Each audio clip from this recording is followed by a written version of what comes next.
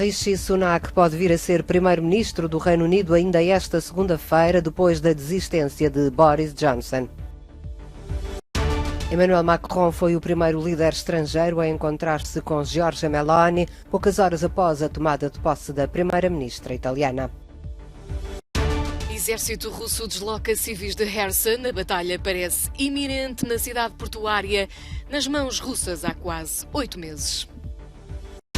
Dia da República na Hungria. O país assinala a revolta contra a União Soviética em 1956.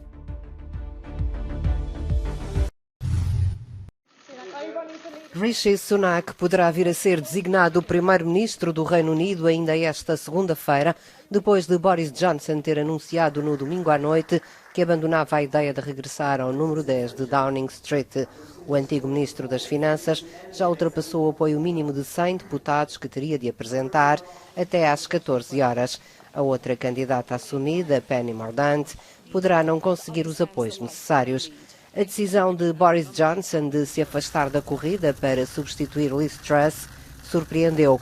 Num comunicado, o ex-primeiro-ministro disse que, apesar de ter apoio suficiente, tinha decidido que não era a coisa certa a fazer, admitindo que teria dificuldades em unir o partido no Parlamento.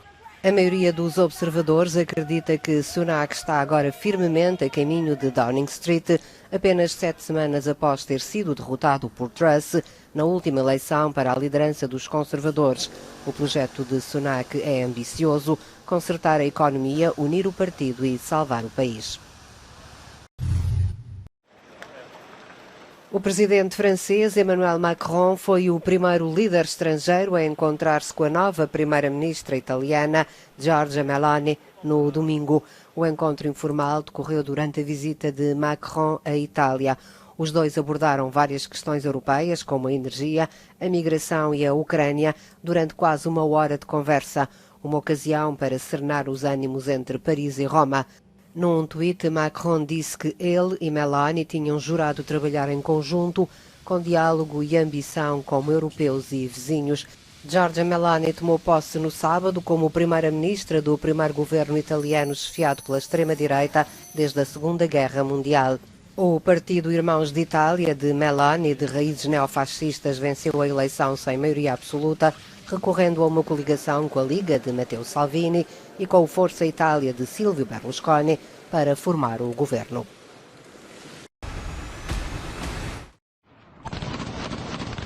A batalha de Kherson parece iminente e pode ser fundamental na contraofensiva das forças da Ucrânia. A cidade portuária na foz do rio Dnipro está nas mãos do exército russo há quase 8 meses. E à medida que o exército ucraniano se aproxima das margens do rio, as forças russas retiraram-se de 2 aldeias da região. Perante o avanço de Kiev, os líderes pró-russos de Kherson lançaram uma vasta operação para evacuar a cidade. Os residentes deixam as casas às pressas a bordo de um barco para se refugiarem na outra margem do rio, sob controle russo. Kiev fala em deportações, mas muitas pessoas dizem estar a par que esta é uma viagem sem regresso. Uma civil diz que não sobrou nada, nem o carro, nem todas as coisas da sua vida. A Ucrânia teve de reduzir o consumo de eletricidade. 1/3 das infraestruturas energéticas do país ficou destruída pelos ataques russos. E a Ucrânia teme um colapso total com a aproximação do inverno. As ruas de Kharkiv estão em plena escuridão, mas as pessoas começam a adaptar-se à escassez. Depois do corte de eletricidade, nem todas as lojas funcionam. As lojas que funcionam são apenas aquelas que aceitam dinheiro ou as que têm geradores individual. Zelensky anunciou que mais de 1000 localidades estiveram sem energia neste domingo e voltou a pedir aos ucranianos para reduzirem o consumo de eletricidade.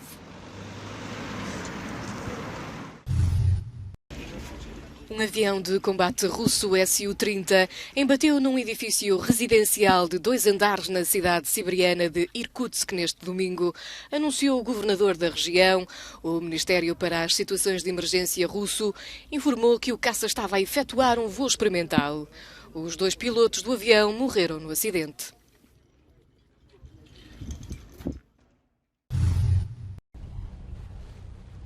O primeiro terminal alemão de gás liquefeito vai começar a funcionar até ao final do ano. E a partir daí, o país vai diminuir a dependência das importações de gás russo. É claro que há muita pressão política para estabelecer este projeto. Planeamos fazê-lo em meados de dezembro.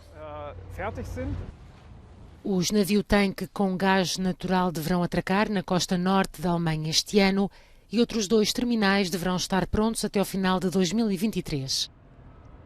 Há vários anos que existem planos para este local, mas faltava a vontade política. Agora há novas preocupações. Após os ataques aos gasodutos Nord Stream, disseram que esta era uma infraestrutura crítica e as medidas de segurança foram novamente reforçadas. Quando todos os projetos que envolvem gás natural liquefeito estiverem concluídos, ficará garantido 1/3 do consumo de gás na Alemanha.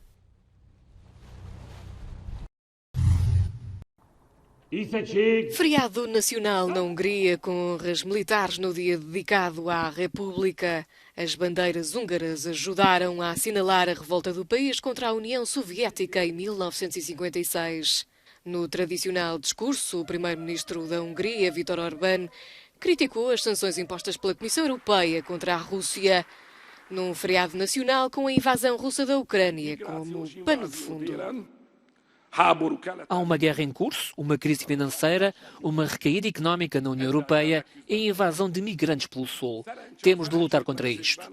Temos sorte em não ter a esquerda no poder. Pode-se imaginar como teria sido.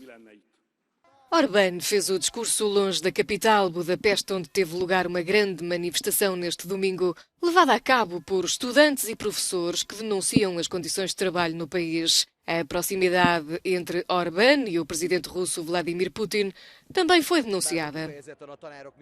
Embora dezenas de milhares tenham marchado principalmente para apoiar os professores, muitos vieram com bandeiras anti-Rússia.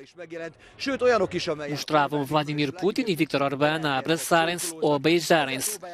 Querem mostrar que Budapeste deve manter a sua distância de Moscovo. Desde o início da guerra na Ucrânia, Orbán tem mantido as relações com o Kremlin numa posição altamente criticada pelos manifestantes. O problema em 1956 foi que os russos voltaram. Hoje em dia sinto que o governo está a tentar convidá-los a regressar. A manifestação também contou com a presença de forças políticas, como o principal adversário de Viktor Orbán nas últimas eleições. Viktor Orbán tornou-se famoso há 33 anos por causa da Revolução de 56 e tem mudado várias vezes de ideologia. Agora está a tentar aumentar o próprio salário, não o dos professores.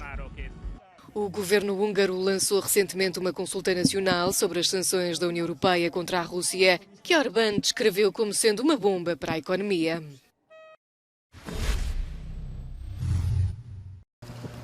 Não é política, é Copa. O argumento é inatacável para os adeptos fiéis à tradição de enfeitar a rua em apoio à seleção brasileira à medida que se aproxima o Campeonato do Mundo. O problema é quando é o futebol a abraçar a política. O apoio de Neymar a Jair Bolsonaro não é de agora. Este sábado o atacante voltou a dar a cara pelo presidente, no que considerou uma retribuição pela ajuda que recebeu no pior momento da vida. Em 2019, Bolsonaro não hesitou em colocar-se do lado de Neymar quando este foi acusado de violar uma modelo em Paris. Na semana passada, no entanto, Lula da Silva tinha acusado Neymar de ter outros motivos. Ele está com medo que, se eu ganhar as eleições, eu vá saber o que o Bolsonaro perdoou da dívida do imposto de renda dele. Obviamente que o Bolsonaro fez um acordo com o pai dele. O pai de Neymar classificou as acusações de informação falsa, esclarecendo que os problemas com as finanças brasileiras foram resolvidos no tempo de Michel Temer. Com a campanha brasileira na reta final e o equilíbrio a dominar as sondagens, ambos os candidatos jogam desesperadamente ao ataque. Se milhões de brasileiros esperam que Neymar leve a seleção às costas rumo ao 6º título mundial, Jair Bolsonaro espera que o craque o carregue rumo a um segundo mandato no Palácio do Planalto.